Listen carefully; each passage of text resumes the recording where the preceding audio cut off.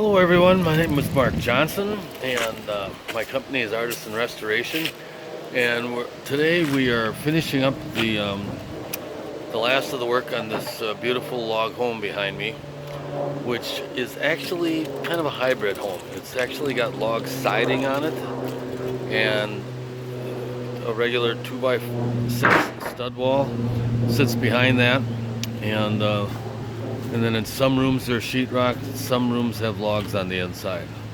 So it's kind of, like I said, a hybrid home. Anyway, what we're doing today is the log repairs on the garage over here.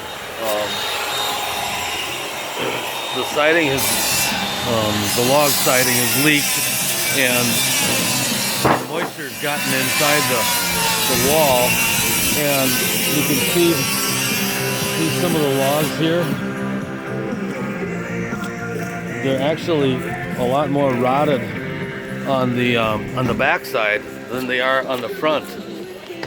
And over here we're taking out the rotted sheathing, and some of the studs are actually rotted too. You can see right there we got some studs that are bad. So we're gonna double up those bad studs and put new plywood on there, which has really gotten expensive. Well, we're putting on treated plywood, so that's normally expensive anyway, but we're gonna use treated plywood, and then we're gonna put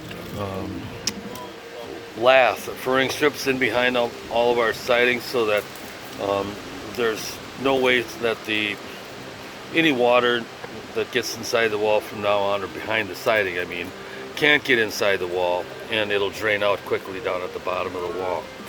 So we'll do that with some logs that we've got here, and there's some other ones that were left over from the work on the other side of the building that we did before. And hopefully you will be able to tell which logs are new and which ones are old, if we're lucky.